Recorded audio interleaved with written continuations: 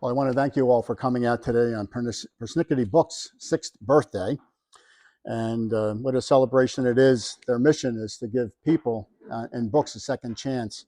In many respects, that could be said of many of our lives, and particularly mine, as we want to talk about in aftermath of Jennifer Kesse's abduction, the idea of overcoming resilience and the importance of being able to inspire hope for other people. But before I begin, I just want to again thank Shauna and Ian, Herb, and Ron. Ron, we met a year ago when we were here in town for another event, and we were just so taken aback by this bookstore. 3 stories, very bright, and just filled with warmth that we knew that we wanted to have our book event right here at Persnickety Books in Burlington, North Carolina. So in aftermath of Jennifer Kesse's abduction, I speak about what families go through when they're faced with tragedies. We often watch the news every night, and then one day our family becomes a news story. In our case, a true crime story. My niece Jennifer was abducted and has been missing for almost 18 years this January. What do you make of that? If for a second you were to close your eyes and just think about a moment in time when you might have had your own child or another person's child with you in a department store and you lost sight of them for just a split second, you know what that feeling is like. Now just compound that over the many years.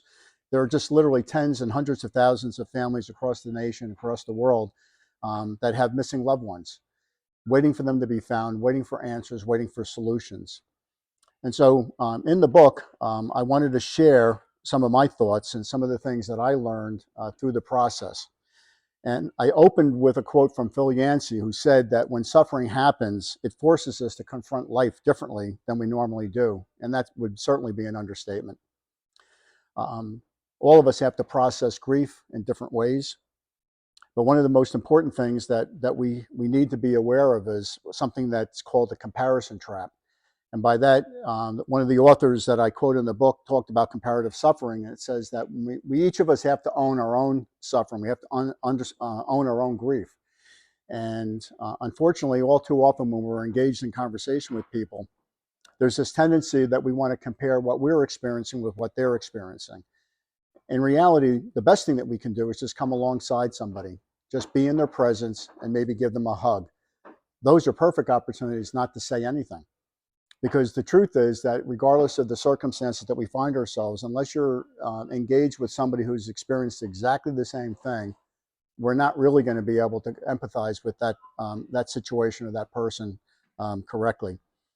And so I hope that that you will be encouraged through the book, Aftermath of Jennifer Kesse's Abduction, an uncle's quest for understanding and for inspiring life lessons.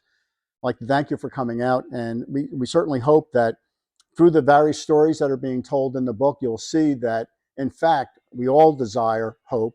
We want it to be a confident hope, something that we can rest our lives on and our futures on. We want a preferred future, but importantly, we also want to be able to inspire others to rise above whatever the current circumstances are.